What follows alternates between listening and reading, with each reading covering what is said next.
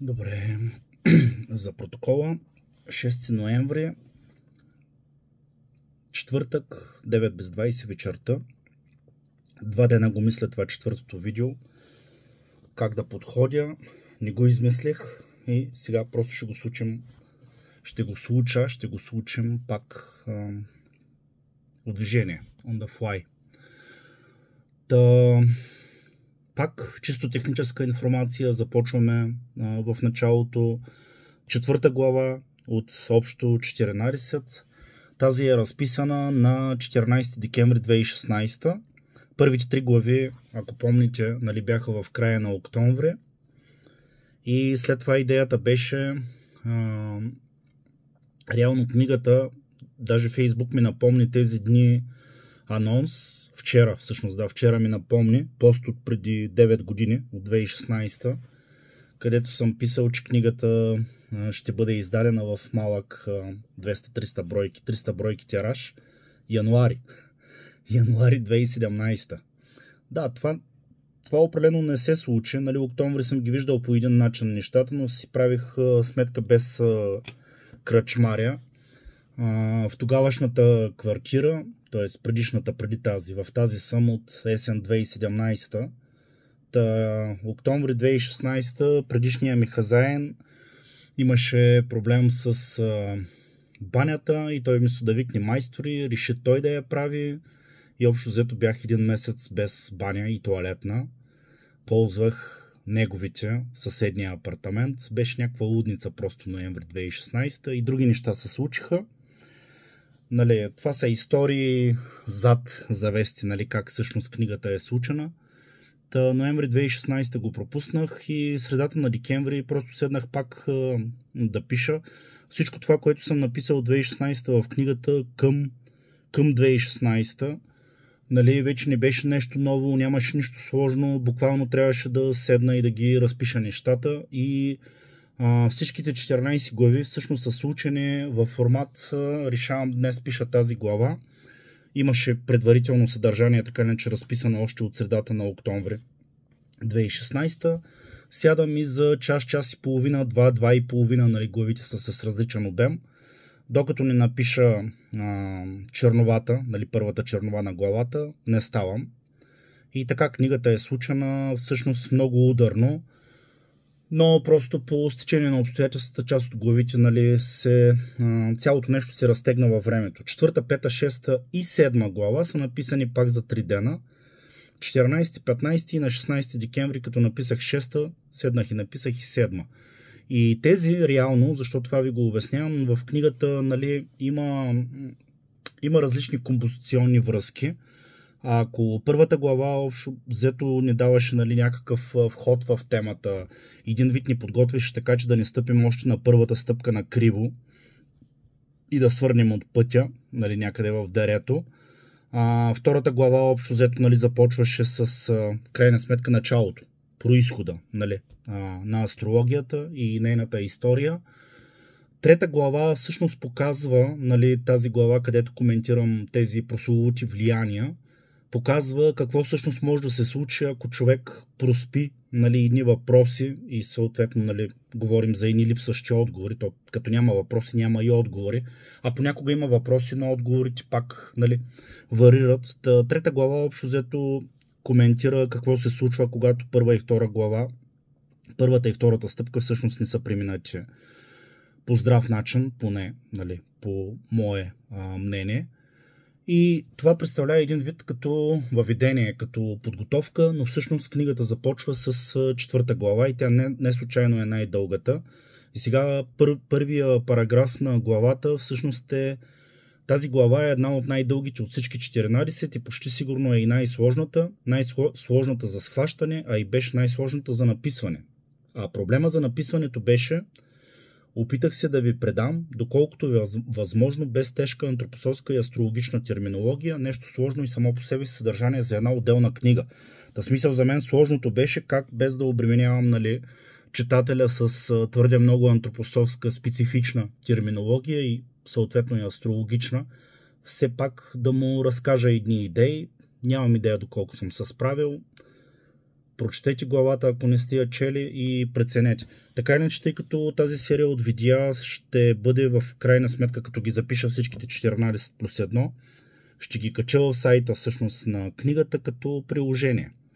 Тоест очаква се, че хората, които гледат тези видеа в някакъв момент сега или в някакъв бъдещ момент, всъщност ще са чели книгата. Ако не сте, ето, може да отделите първо време, четиво за 40 минути, да я прочетете 4-та глава. Тя има няколко допълнения. В смисъл, да, обемничка си е. Значи има едно допълнение от 17-та, 21-та, 22-та. От 17-та едно допълнение от 21-та и бележки. Да. Така. И тъй като това е приложение, аз сега вече няма да спазвам това правило, което съм си наложил някога си, нали, да не употребявам антропософска и астрологична терминология, и видеото няма да е кратко, предупреждавам, ще се постарая да говоря за доста неща. Те няма да са пак изчерпателни, нали, това в крайна сметка е пак само едно видео и то с фокус. Аз няма да преразказвам главата, нали, минаваме през следващата порция от 7 въпроса, 22 до 28. Но докато говоря по въпросите, просто ще ви давам отделни фрагменти, отделни джокери, домашна работа, ако искате го приемете. И ще има, да, неща, които в началото предполагам за част от хората ще бъдат по-сложни за схващане. Отделно, че са странни, но то поначало всичко, що е свързано с антропософия на масовия човек, му звучи мега странно, така че това няма какво да го коментираме. Главата се казва часовникът, който никога не спира да тиктака. Тоест отново, нали, идеята, която вече е въведена с 3-та глава, че хороскопът е вид часовник. И под заглавието, което е акцент, хороскопът не е фиксиран и непроменлив. Защото, нали, това е контрата на масовото разбиране за хороскопа като нещо, смисъл роден си близнаци, край. Смисъл съдбата ти като човек, нали, със слънце в близнаци е бетонирана и мърдане няма. Голяма част от колегите ми астролози всъщност са точно с такъв тип светоглед и затова тази глава в крайна сметка е точно така разписана. И сега ще стигнем до конкретни въпроси. Така, и интрото в главата, т.е. не първия параграф, а това, което уточнява, пояснява заглавието, нали, или поставя темата на главата, заради естествения егоизъм и текущата степен на еволюция на съзнанието, втора глава референция отново история на астрологията, но и въобще история на човечеството, история на съзнанието, заради естествения егоизъм и текущата степен на еволюция на съзнанието ни, погледът е насочен основно към раждането. Но това изкривява възприятието за астрологичната реалност.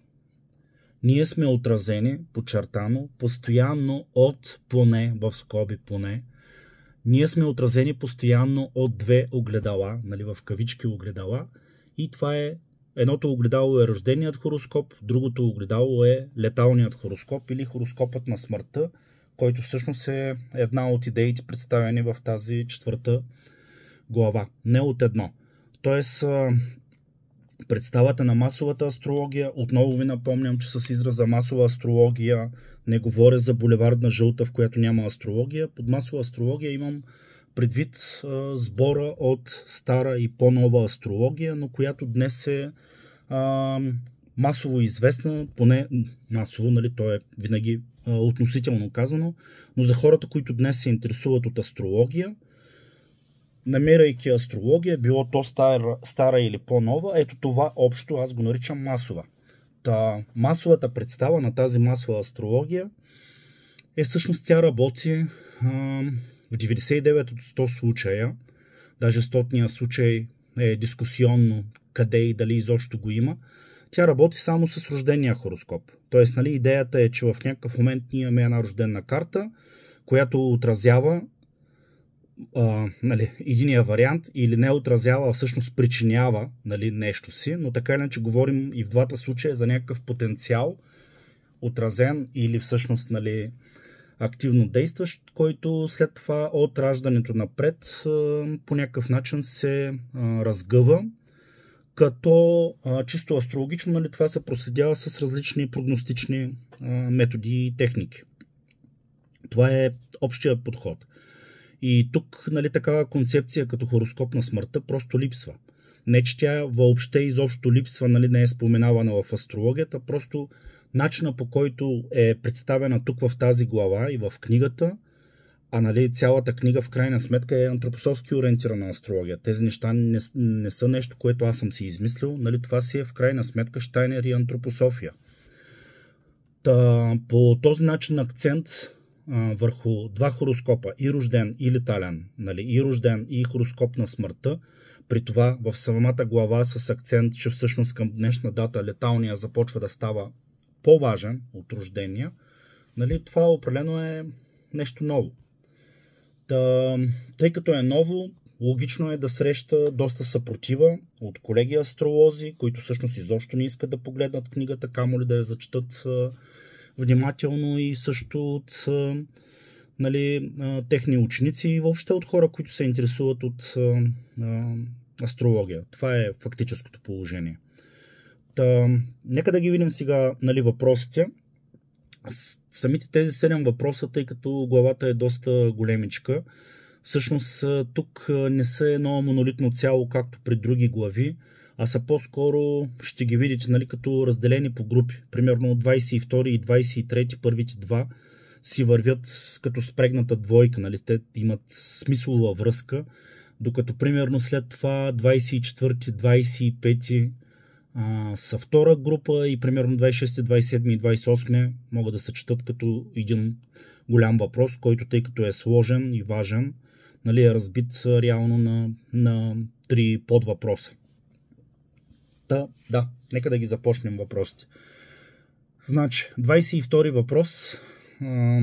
Мислили ли сте за природата на времето? Времето е подчертано. Какво е? Що е? Нали, що е време? Какво представлява времето? И 23 въпрос, който е свързан. Знаете, че основният фокус в астрологията е време. Нали? И тук имам, нали, една 43-та бележка към книгата, която е, както казвам, цитат: астрологията е царица. Астрологията е царица. Говоря особено последните години за едни 7 царици, от които едната е именно астрологията.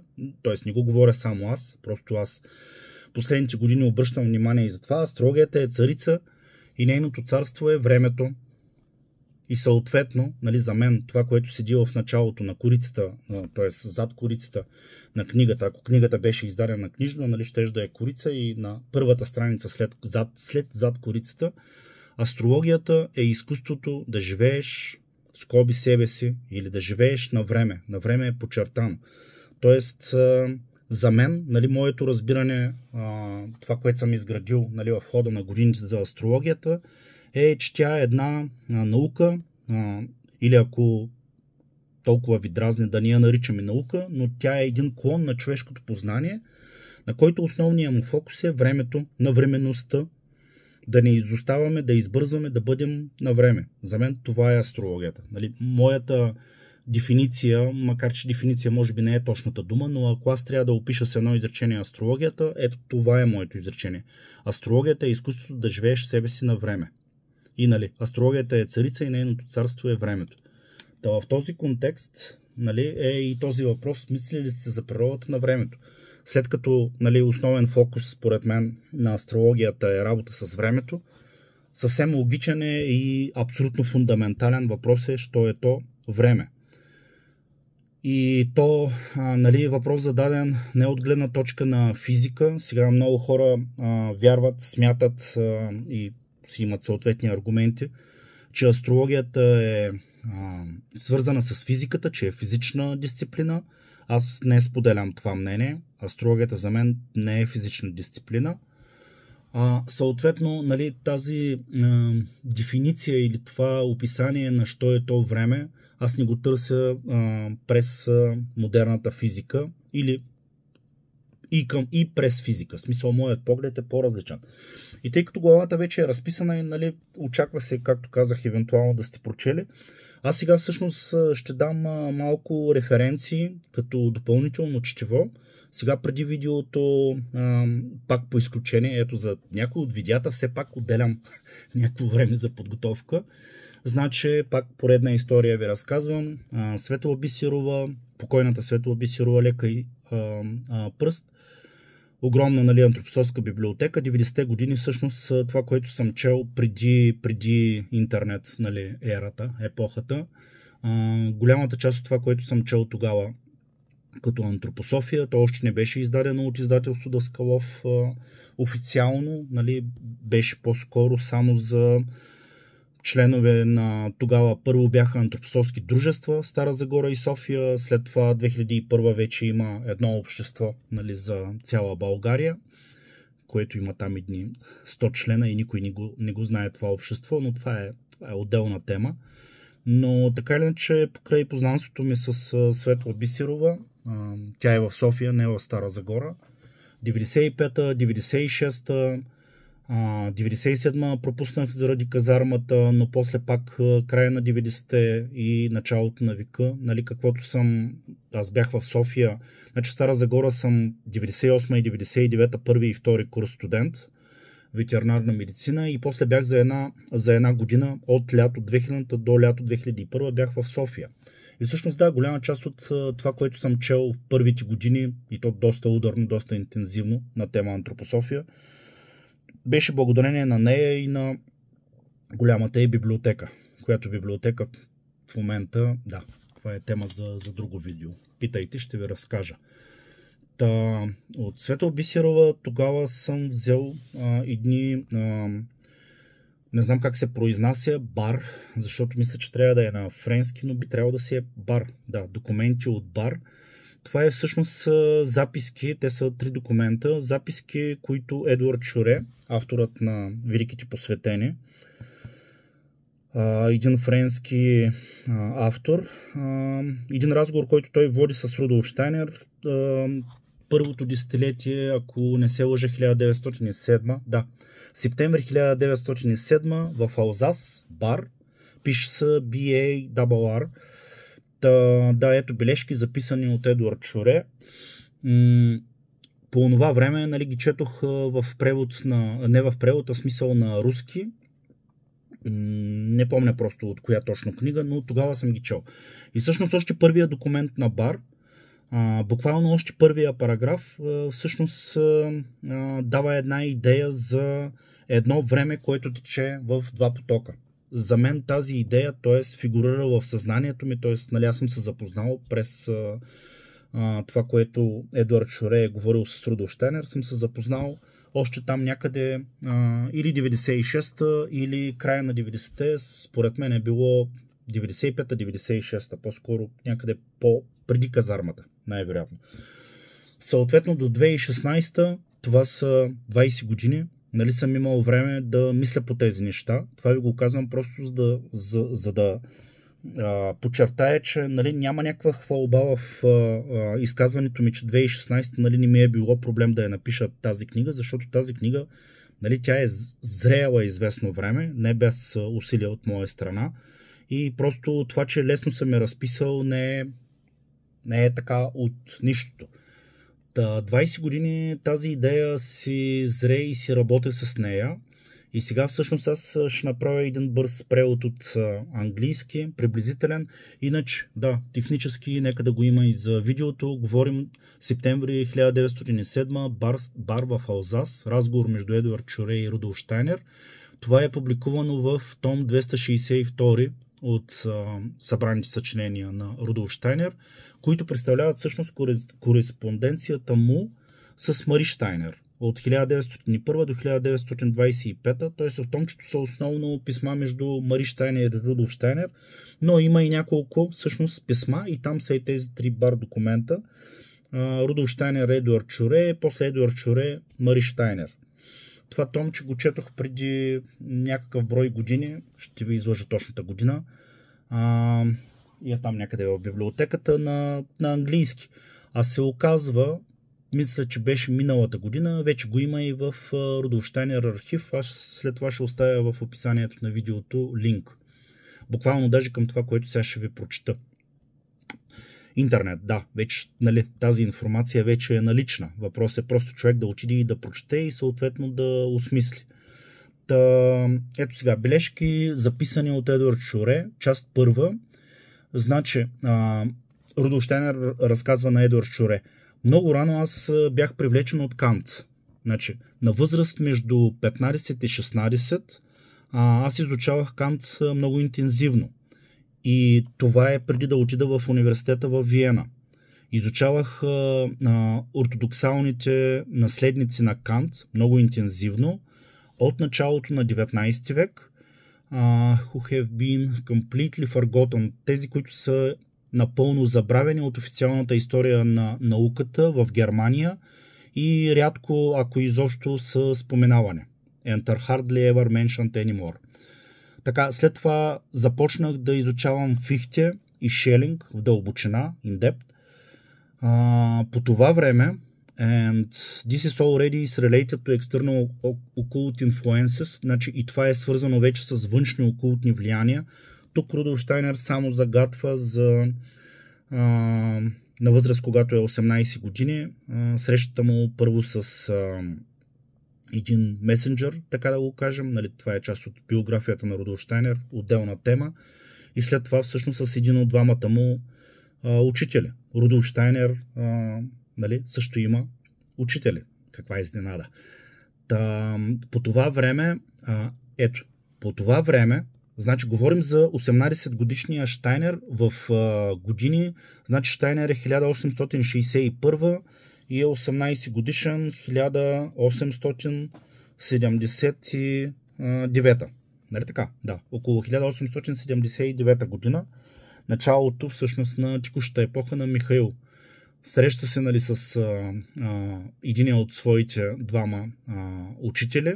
Нали, това е реферирано тук с External Occult Influences.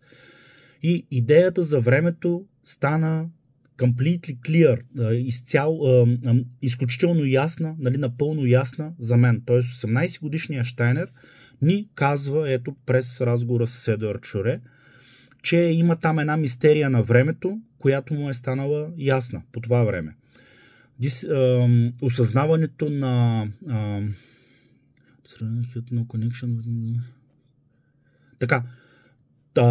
осъзнаването на тази връзка нямаше нищо общо с това, което той е учил като във външния живот. Нали? Той е студент в Виена, т.е. нали, това осъзнаване няма нищо общо с външния живот и е извлечено изцяло от окултния живот, т.е. от вътрешните му преживявания и съответно нали, среща с учителя и така нататък. It was the realization that there... Така, и всъщност каква е идеята, какво осъзнава той, че освен единия поток на времето, който така иначе нали, ние всички преживяваме, нали, не е нужно даже да го доказваме, защото всички сме вътре в този поток. Това е потока на времето, който вчера остана там някъде, утре нали, е някъде напред, но неясно. Ние сме в настоящето, но това е поток, който върви от миналото към бъдещето. Ние, нали, нашето обичайно ежедневно преживяване на времето, то е в този поток. А Штайнер, нали, във вътрешен окултен живот, т.е. вътрешни окултни преживявания, 18 годишния Штайнер всъщност осъзнава, че има една backward going, т.е. обратно движеща се еволюция, която влияе на този другия поток. Т.е. имаме потока, който е от минало към бъдеще, и имаме един друг всъщност поток, който е от бъдещето към миналото. Двата потока си влияят един на друг и този другия поток, вътрешния, нали, той го нарича окултно-астрален. Така, и много важно изречение след това, на финала, това осъзнаване, т.е. realization, то не просто само осъзнаване, а всъщност нали, да си вътре в това преживяване, да достигнеш тази степен, нали, да си на това ниво, да го имаш това преживяване, е условие за spiritual vision, за духовно виждане. Сега ще се върнем след малко към това. Ето това е един параграф. Ако не сте го разбрали до сега, да ви кажа, нали, ако сте чели Штайнер или нали, друга антропософска литература, понякога нещата са буквално едно изречение и ако четем, нали, по-будно, не напълно съзнателно, много често при пръв прочит просто тези изречения ги пропускаме и затова просто антропософска литература, един прочит на лекционен цикъл или пък на основен труд не значи буквално нищо. От първия прочит евентуално имаш някаква идея, че, нали, за нещо е говорено в тази книга или в тези лекции, но се трябва втори, трети, четвърти, пети прочит, за да бъдат осъзнати някакви нещата. Ето и тук става дума за един параграф, който е толкова основен, толкова фундаментален, че всъщност нали, няма да казвам сега примерно колко процента, не знам, 47% примерно от основата на астрологията е всъщност ето тук, ето това. Поне нали, по мое мнение. Тук има референции към други лекции на Щайнер, които, нали, тук сме 1907, разговора с Едър Чоре, но той след това говори, ето 4 февруари 1913, 14 юни 23, нали, в различни лекционни цикли. После тук има една спомената книга на Хела Вейсбергер, биографичния момент от откритието на The Concept of идеята за времето. Ще оставя после в описанието линк, прочетете и вижте, нали, за какво става на въпрос. Така, и сега This realization is the condition for spiritual vision. Тоест, нали, да си на това ниво, да го имаш това преживяване, е условието да имаш духовно виждане. Какво има предвид Щайнер под това? И аз няма да ви дам директно отговор, но ще ви дам пък един друг акцент, че Щайнер отново и отново говори за едни 6 основни упражнения и за ретроспекция. Ретроспекцията е толкова базово упражнение, че го повтаря просто, нали, ретроспекцията присъства като червена нишка в цялото му творчество, особено, нали, тези трудове като Теософия, въведение в тайната наука, как се постигат познания за висшите светове, нали, тя е цялата книга е на тази тема. В въведението в Теософия, нали, има отделни глави и в на брой лекции ретроспекция. Дадена в различни варианти, нали, то базовото упражнение все е ретроспекция, но може да се прави по различни начини. И всъщност, примерно в как се постигат познания за висшите светове, и то още сравнително в началото, нали, споменавам нея, защото така не че присъства в унази едногодишната, нали, програма за самостоятелна подготовка. Линк също в описанието на видеото в YouTube. Още в началото той говори как, примерно в края на деня, нали, човек може да остане насаме със себе си и да пригледа изминалия ден, но го приглежда ретроспективно. Тоест не от сутринта към вечерта, нали, към момента, който е близък до заспиването, а обратно, от момента, в който сме в момента, какво сме правили преди малко, преди 10 минути, преди час, преди 2 часа, след обед, нали, сутринта. Упражнението е доволно трудно. Аз, примерно, лично никога не съм успял да изкарам цял ден, защото варианта е, ако го правиш вече в леглото, т.е. нали, преди заспиване, просто в някакъв момент заспиваш, така или иначе. Поне при мен така се случва и то е съвсем логично. А ако го правя преди заспиване, обаче, ето така, нали, не е легнала прав, тъй като то е общо взето и упражнение на волята, т.е. изисква се доста воля да щупиш този обичайния, нали, буквално автоматичен, вече инстинктивен начин да гледаш времето от миналото към бъдещето. Нали, изисква се воля да вървиш съвсем съзнателно, целенасочено в другата посока. Тогава пък просто се събуждам и след това пък няма заспиване. Предизвикателство е това упражнение, но е изключително важно и не случайно, нали, заема такова място в творчеството на Щайнер, конкретно там, когато коментира, нали, аспекти на окултното ученичество. Защо това е така? Ето той го обяснява, дори тук го казва, нали, окултно-астрален поток на времето. Просто в астралния свят, който е най-близкия до нали, физическия свят, духовен свят, законите, нали, тук в физическия свят имаме един тип пространство, един тип време, нали, това, което върви от минало към бъдеще. В астралния свят той до голяма степен е огледален свят. Там има закони, които със сигурност са различни и в много отношения те са и огледални. Има един такъв, ето това, което го нарича окултно-астрален поток на времето, който просто върви от бъдеще към минало. И това оставям така, само да довърша за ретроспекцията. Всъщност това е важността, защото упражнявайки ретроспекция, човек се учи постепенно да се враства по естествен начин в тази закономерност, нали, конкретно по отношение на времето, този поток на времето, който тече обратно на физическото, нали, време. Учи се просто да се враства в този поток и, нали, идеята е в някакъв момент да можеш да се пробудиш да се пробудиш в, нали, този обратния поток на времето. Когато това се случи, всъщност реално ти вече си в астралния свят и си буден и можеш да го възприемаш, и той затова е това изречение, нали, на финала, че това е условие за духовно виждане. Какво общо има това с астрологията? Много общо има това с астрологията. Просто ако прочетете главата, нали, и си ги представите двата хороскопа, аз и в самата глава съм казал, че по същия начин, по който, нали, те пак са отражения. То не е като хороскопа на раждането, по мое мнение, нали, нещо да предизвиква. По същия начин е и хороскопа на смъртта. Но тези сили, които ги оформят, нали, които седят зад, в крайна сметка, изграждането на тази карта, напротив, те вече са активни фактори, които действат. И всъщност действа не само един потенциал, който е отразен в рождената карта, но действа един потенциал, който е отразен в една карта, която, нали, за нас, за предметното съзнание, за земния живот, нали, тя още не е случена, тя е някъде там в бъдещето. Но там в бъдещето тя вече има една форма, която чака да бъде реализирана.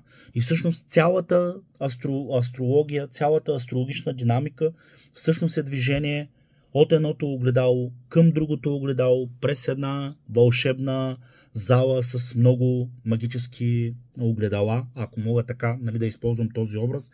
Не помня в кое видео наскоро пак ви споменах тази книга, която е от многото замислене, нали, тази книга, която е за работа с биография. Нейното заглавие е точно Пещерата с вълшебните огледала. Нали, просто си представете онова биографично, нали, за което говорихме в отделно видео преди 2 седмици.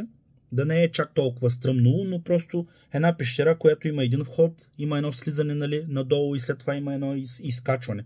Цялата пещера или зала, нали, е облепена с едни огледала, които са магически. Нали, те не са обикновени огледала. И просто човек, гледайки рождения хороскоп, гледайки през различни прогностични методи всичките отражения, нали, след раждането, винаги има, нали, себе си представен по някакъв начин.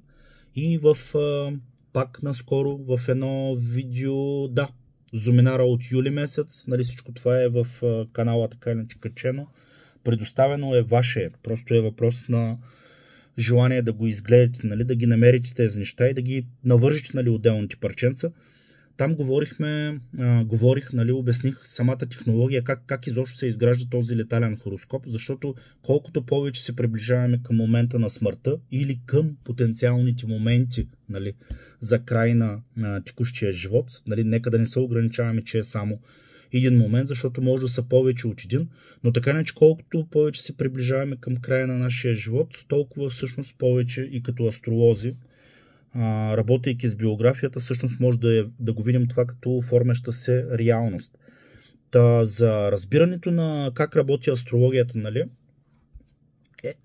ето по тази причина, според мен, нали, пак отново, аз изказвам просто мнение на база мое разбиране за антропософия. Това мнение не е задължително да е ваше мнение. На тези въпроси може да имате други отговори. Нали, няма никакъв проблем с това. Аз просто ви споделям един вариант на прочит на тези въпроси и съответно вариант на отговорите.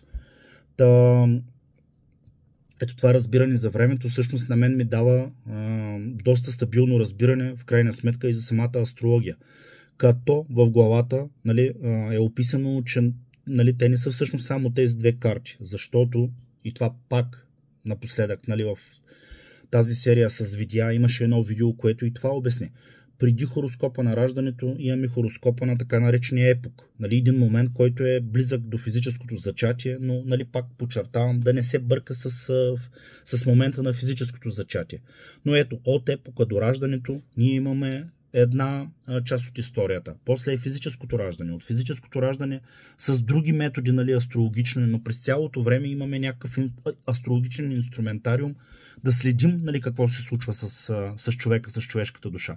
След това от раждането имаме друг инструментариум, пак да я следим тази човешка душа, как минава през тази зала с магическите огледала. И ето, имаме я тази, нали, антропософски ориентирана астрология, която ни дава не просто само рождения хороскоп, но говори и за леталния хороскоп. Но след леталния хороскоп, след това то е спирала, нали? Има един следващ момент, пак, който е епок, следващо раждане, следващ живот и така. То е спирала. Тоест, това е една доста по-разширена представа в крайна сметка за човека, нали? И неговия целокупен живот, не само земния живот. Съответно, така или иначе, астрологията, нали, е инструмент, който ни служи в крайна сметка при живе. Нали, в момента, в който леталният хороскоп е вече дефиниран и, нали, фиксиран за самия човек, нали, астрологията вече не е нужна, защото той ги вижда нещата от другата страна, нали, на прага. Но пък за тези, които оставаме тук и изучаваме, нали, биографията на покойници и на хора, с които сме имали връзка и така нататък, нали, да, за нас това е важно и влиза в употреба. Това мисля да е за тези два въпроса. 22-ри, мислили ли сте за природата на времето, какво е, що е, и 23-ти, знаете, че основният фокус в астрологията е времето, нали? Може би, нали, тези документи от БАР да зачетете, който знае английски. Доколкото знам, ги няма все още преведени на български, те не са много дълги. И съответно, докато четете антропософия, просто обърнете внимание на ретроспекция, в какъв контекст, в каква връзка е споменаван, но това упражнение и може би като стигнем до 5 до 6 глава, където е практическата работа с астрология, може би пак ще се върнем към ретроспекцията, като едно от практическите упражнения за работа с хороскопа и с астрологията. След това във връзка с други теми, които коментирам в главата, 24-ти въпрос, какво е необходимост, какво е съдба, в скоби карма. Нали, карма, може би съдба е по-широкото понятие, карма е малко по-специфично, но да кажем в малко не е чак толкова тясна интерпретация, съдба и карма са синоними в някакво отношение, докато необходимост със сигурност е по-широкото понятие, тъй като в света, нали, има необходимост, която не е непременно съдбовна, нали, кармична, тъй като необходимост имаме и не само в човешкия свят, имаме и в животинския, и при растения, и при минерали, механика и така нататък. Тези въпроси са важни, защото ако прочете главата, всъщност да, ще ви светне защо тези въпроси са важни, но според мен пък е добре, както казах и в предишно видео, да си имате ваши първи, нали, някакви начални варианти на отговор на тези въпроси. След това четете, сверявайте, ако искате пренаписвайте, ако искате всъщност, нали, може всъщност и първия вариант да си работиш за вас, но да, тези въпроси не са там про форма. Нали, затова сега им отделям дни, не знам, сумарно може би ще са 10 на часа, за да минем през тези въпроси. И сега, ето един много важен въпрос, 25-ти. Важен за разбирането на, в крайна сметка, как работи астрология и какво представлява хороскопа. А ако две деца са родени по абсолютно едно и също време и на едно и също място, еднакви съдби ли ще имат? И съответно, нали, допълнителен въпрос, мислили ли сте показва с близнаците? Близнаци с малко Б, нали, с курсив подчертано, близнаци не като зодия близнаци, а като близнаци, нали, биологично. Биологичното понятие за близнаци. Какво е вашето решение? И сега често, нали, този въпрос съвсем закономерно, нали, често и изплува, задават го различни хора в различни варианти. И сега, нали, при близнаците, тъй като те не се раждат трудно ще се случи, нали, да се родят в една и съща минута, да не гледаме секунди, но нали, да е все пак една и съща минута. Обикновено има поне някакви минути разстояние между раждането на единия близнак и на втория близнак, нали, в случай на трезнаци и на третия близнак. И много от колегите астролози вземат тази разлика от няколко минути и смятат, нали, тяхната аргументация на това лежи, че в крайна сметка тези няколко минути са ключови за това, защо близнаците, макар и да са много да си приличат, не говорим за, нали, при еднояични близнаци, не говоря просто за физическа прилика, говоря за прилика в съдбите и все пак, нали, да има някакъв нюанс, някаква разлика. Защото, да, факт, нали, едни примерно 5-6 минути, дори и по-малко, дори и 2 минути, и 3 минути, нали, според зависи там специфика на конкретния случай, да, някои от върховете на съответен дом ще се променят, съответно се сменя управители, да, хороскопа в това отношение става различен. И все пак по тази линия на аргументация някакси винаги остава нещо недоизказано, недоизяснено. И в крайна сметка този въпрос за близнаците аз съм го дал само като допълнение към основния, а основния в крайна сметка е, ако две деца са родени по абсолютно едно и също време и на едно и също място, т.е. те имат наистина идентични хороскопи. Могат да са родени в една и съща болница, в една и съща минута. Това е теоретично възможно и съм сигурен, че ако решим, нали, да се занимаваме и практически с казуса, всъщност можем да намерим немалък брой, нали, такива деца. Съответно, еднакви съдби ще имат. Нали, това е един въпрос, който може да се отговори директно, ако просто намерим такива хора и проследим, нали, тяхната съдба в живота, или си загубих мисълта.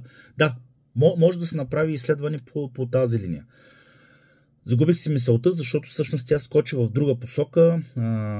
Спомени за разговори, конкретно, ето пак ще намесим Human Design, но и сега мисълта ми скочи, да, така е вечерта, извинявам се за което. Даже наскоро в групата ви пуснах един пост, едно упражнение, което обаче явно никак не ви накефи, не ги любите много, нали, такъв тип упражнения, много сметки, плашат ли ви, не знам. Бях ви попитал, всъщност и ви бях дал там достатъчно джокери, нали, и предварителна информация. В крайна сметка да сметнем на ден колко деца с еднакви бодиграфи, нали, става дума за Human Design, ама упражнението реално може да се направи и в астрологичен контекст, нали, и за хороскопи. Колко деца на ден се раждат с еднакви бодиграфи. Като си има предвид, нали, вземаме някаква средна бройка за колко деца се раждат всяка година, ще видим всеки ден, ще ви излъжа за точната цифра, но беше нещо от порядъка на 200 или 300 хиляди деца на ден, всеки ден. Аз не съм сигурен, че това число, нали, можем лесно да го осмислим, но, нали, такава е статистиката. Съответно в денонощието, нали, ги имаме тези 24 часа по 60 минути по 60 секунди. Съответно там, нали, работа, сметки с времето. Съответно в Human Design имаме, нали, 64 портала, които се делят на 6 линии, след това са тон, цвят и база, нали, още веднъж на 6, още веднъж на 6 и база, нали, 5. Съответно се получава една дъга в градуси, съответно може да вземем, нали, най-бързия сигнификатор, който е Луната, със скорост някъде между 10-11 до 14-15 градуса, зависи дали е бърза или бавна, но да кажем средно 13 градуса. Съответно смятаме, нали, Луната, колко време остава в една база. Не ги помня просто цифрите, но долу-горе, нали, ви описвам един вариант за решаване, нали, на тази математико-астрологично Human Design, нали, задача. Да, спестявам ви детайлите и накрая всъщност се оказва, че на ден имаме по няколко стотин, но по-скоро по-към 100, към 200, нали, не чак толкова много, но не са десетки и не са единици. Говорим за стотин, нали, деца, които имат до база, до възможно най-малкото деление. Ама най-малкото деление, значи разберете, 360 делим на 64, това е 5 градуса и половина приблизително дъга, делим още на 6, още на 6, още на 6, още на 5. В смисъл получава се една наистина много мини дъга, нали, съответно дъга в градуси, съответно във време. И въпреки това, дори при тази, нали, мини разлика до база, имаме няколко стотин еднакви бодиграфа. И сега като съм говорил, нали, с хора от Human Design общността, те просто те много интересно я въртят палачинката и те казват, той бодиграфа е различен, обаче това са деца, които ще са с различна генетика. Аз си викам, чакай сега, генетиката, тя не е ли спрегната така иначе с бодиграфа и нали ще са в различна среда. И защо всъщност това е, нали, казвам, че въртят палачинката, защото през цялото време ти обясняват как всъщност съдбата зависи от бодиграфа, след това обаче изведнъж слагат доминираща роля на средата. Тоест, добре, ако средата всъщност има доминираща роля и тя дава разликата в съдбата, този бодиграф в крайна сметка къде остава неговото значение? И същите тези неща, нали, могат да се говорят и в чисто астрологичен прочит, без да намесваме Human Design. Имате два еднакви хороскопа. Деца, които са... нека да го вземем просто като ментален експеримент, че в крайна сметка те растат в една и съща среда. Примерно, дори генетиката може да им е сходна. Просто има някакъв начин да разгледаме казуси, които са с идентични хороскопи. Обаче, нали, се оказва, че всъщност съдбите са различни. Защо? Кое е това, което, въпреки че хороскопа е много близък един, нали, до друг, ако не е идентичен, то много близък и въпреки всичко, нали, различни съдби. И съответно, нали, пак спестявам, нали, голяма част от... Нали, аз няма да ви дам на 100% всичко по темата, нали, просто само штрихирам някакви неща. Коментирам просто само въпросите и ето стигаме до 26-ти въпрос, който, нали, ако разгледате тия 100 въпроса, ще видите, че има едни 3, които са записани не случайно, съвсем целенасочено е с главни букви. И това е първия, след това е 46-ти, след това е 66-ти. Поне, нали, лесно се помня. 26-ти, 46-ти, 66-ти. Проверете ги, вижте кои са. Ето го 26-ти въпрос. Хороскопът целият човек ли отразява? И сега това е една тема, която постоянно коментираме, защото това е фундамент на астрологията. И дори вчера вечерта в групата пуснах една анкета. Ставаше дума за астрологична практика и така нататък. Тоест, нали, анкетата беше на друга тема, но интересно, че колега астролог, нали, Илияна Шомова, тя примерно, нали, изказа едно мнение, което ето пак се връщаме към темата за светогледа. Тоест от първа глава със съответен светоглед, през втора, през третата, в четвърта. Примерно ето мнението на Илияна, което мнение всъщност е споделено от немалко астролози, особено от астролози, които се занимават с по-старата астрология и това е съвсем логично, нали, и разбираемо. За нея просто хороскопът отразява момент. Т.е. това, което е в хороскопа е всъщност целият човек. Цитираме буквално. Не можеш да си астролог, ако нямаш хороскоп на астролог. Т.е. това, което ти си, нали, в случая астролог като призвание, но на място на астролог служете просто нали, всички характеристики, които са наши, не само като професия, не само като призвание, ако нямаш съответния хороскоп. Т.е. за нея хороскопът съдържа всичко. Нали, той определя и темперамент, и характер, и съответно биография, съдба и така нататък. Ето, Илияна и други колеги виждат така нещата. Примерно аз не ги виждам така. Съответно, вие сте трета страна, която също рано или късно ще си блъска главата с този тип, нали, фундаментални въпроси, ако реално, нали, изучава астрологията систематично и осъзнато. Ако не, едва ли ще стигнете до. Но да, в здравия случай, според мен, нали, тези въпроси в някакъв момент ще стигнете до вас. Хороскопът целият човек ли отразява? И съответно, нали, има да или не, и евентуално да ще има, нали, някакъв междинен, не съм сигурен или не знам и така нататък. Това не го коментираме. Спираме се само на да и на не. 27. Ако да, нали, да с курсив, разбирате, осъзнавате, че това ви води към фаталистичен светоглед. Запомнете си отговора, нали, в скоби, нали. Да. И 27-ми въпрос, сега ще го оставя така. Знам просто, че като отидем по-напред в книгата, в следващ въпрос, въпросът ще е, а помните ли какво отговорихте на 27-ми? Но да, старата астрология, и това е разбираемо, нали, логично е, и за онова време фатализма е бил в известен смисъл навременен и здрав, нали, като светоглед, но за едно по-старо време. Нали, и голяма част от старата астрология, и имайте предвид, като казвам под старата астрология, включвам включително и арабския и период, т.е. не чак толкова стара, защото е примерно хилядолетие назад. Нали, там казах, има един много важен епизод, при който всъщност, нали, от Гърция по обходни пътища всъщност нещата отиват в арабския свят и всъщност след това се връщат в Европа, но именно през арабския свят. Това е един много важен епизод. Целокупната история, но и конкретно, нали, в история на астрологията. И арабската астрология, ако сте чели, нали, ако нещо сте чели, да, тя е фаталистична. Там е, нали, светогледа си е определено силно детерминистичен. Ето, хороскопа целият човек ли отразява? Ако да, имаме една група астролози, които са по-скоро фаталисти. Нали, това пак е в градация.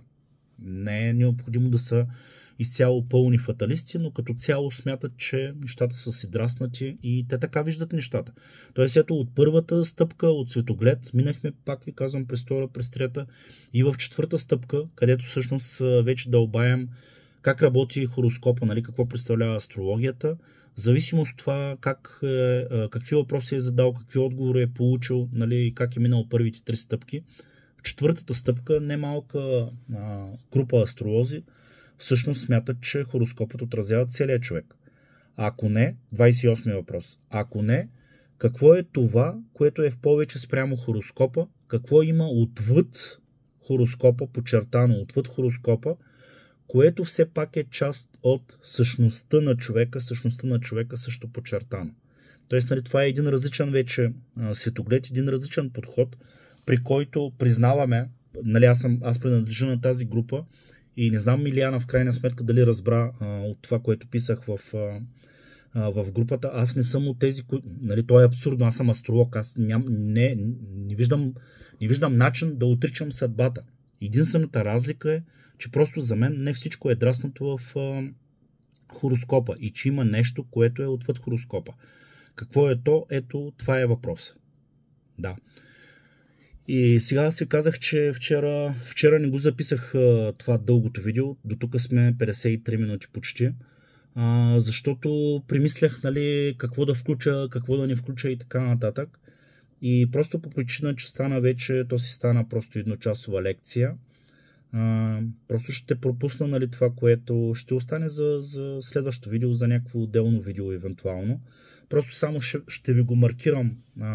Те са неща, които всъщност съм писал и в страницата, и на личния профил. Нали, в крайна сметка, в дадения момент моята аудитория е няколко човека, т.е. това, което пиша, стига до изключително малко хора. И после аз съм отново и отново в ситуацията да отделям, нали, едни часове, отново и отново да го разказвам, което не е никак ефективно. Само ми подсказвам, може би сте от тези, които сте го чели и ще ги навържите нещата и ще се сетите. Едната тема, която тук е добре да коментираме, това е за астрологичната азбука. Азбука в смисъл глифове на планети, глифове на знаци. Защо Слънцето е кръгче с точка? Какво значи това? Защо всички планети, значи като изключим светилата, нали, Слънце и Луна, при тях е малко по-различна ситуацията, и при Марс има, нали, една разлика. Обаче забележете, в глифа на Меркурий имаме ли кръст? Имаме кръст. В глифа на Венера имаме Земята, кръг с кръст или вътре в кръгчето, или отгоре, за разлика от Венера и Меркурий. Нали, много важно. Защо е тази разлика? Но да, ето, при Земята също го имаме кръста. При Юпитер имаме кръста, при Сатурн имаме кръста. Дори при Трансатурновите, нали, при които символите са... Там е силно дискусионно, защото това са нови символи, които са с по-различен произход от примерно тези древните. Но да, ето Оран. Какъв е символа на Оран?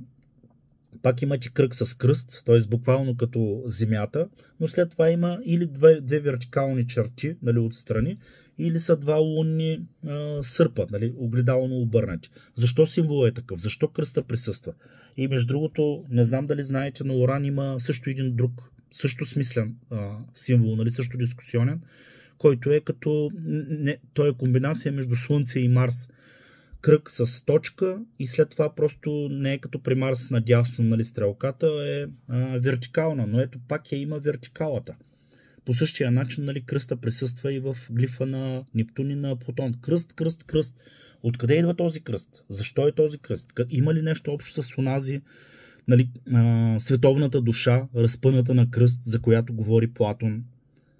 Платон, който е един християнин, нали, векове преди Христос да бъде разпънат на кръста, смисъла на казаното от апостол Павел. И сега, нали, чуваме и скандализирани хора, защо намесвам Платон и християнство и Христос. Да, което обаче, нали, ако тези хора знаят историята по-добре от мен, нали, аз съм двойкаджия по отношение на история, но да, платонизъм и християнство имат много, много общо. И по-късно вече, нали, през схоластиката също и томизма, аристотелизма и така. Да, това е отделна тема. Но ето кръста. И не просто кръста, тази вертикала. Какво представлява? И ако помните в първото видео от петъчната серия, там където говорихме за християнска астрология, ви споменах за едни 3 розенкройцерски мантри или изречения. Екс Део Насцимур, нали, от Бога се раждаме, Ин Кристо Моримур, в Христос умираме, и Per Spiritum Sanctum Revivissimus, от духа се прераждаме, нали, възраждаме. Имат ли те нещо общо с кръста? Как ги позиционираме на кръста? Съответно, ето тази двупоточна природа на времето. И там бях писал едни материали, в които, нали, кръста, хоризонталата, нали, това рамо, което е хоризонталното, нали, там имаме минало, настояще, което е точно, нали, пресечната точка, и имаме бъдещето, значи това е двупосочното време, което е, нали, част от природата на астрологията, и после имаме всъщност точно Бог Отец, Бог Син и Бог Свети Дух, и точно тези трите фрази. Имаме там това учение за тройния ас, нали, нещо, за което говори и Рудолф Штайнер. Имаме един така наречен обикновен в кавички, нали, земен ас. Имаме един висш ас, който е, да, той е точно там на пресечната точка. И имаме един ас, който Штайнер нарича същински ас, който дори не влиза в инкарнация. Висшия ас пък е този, който проследява от инкарнация в инкарнация, нали, цялата редичка. Т.е. той не случайно е на пресечната точка на вертикалата с хоризонталата. И след това, нали, имаме този земен или обикновен ас, който държи ето това будното съзнание, в което в крайна сметка ние ползваме астрология. Т.е. дори само през по-задълбоченото, нали, влизане в детайли за астрологичните глифови, за кръста, за вертикалата, за хоризонталата, нали, неща, които са взети от антропософията, нали, пак може да влезем и много прецизно да си отговорим в крайна сметка къде са границите на астрологията, кое в човешкия живот астрологията покрива и кое не покрива. Но ето 58 минути. Така че приключвам за днес, и без това е вече 10 без 20. Сега ще го пусна да се качва видеото в канала. Тайммапа остава за утре, но ще го разпиша. Радвам се, че изговорих все пак в някакъв вариант, нали, тези 7 въпроса от 4 глава. И следващите вече 5 и 6 са малко по-кратки глави. Мисля, че видеята ще са по-кратки, но не обещавам. Ще видим. За днес, 6 ноември, 4 глава, 4 стъпка, това ще е. Чао!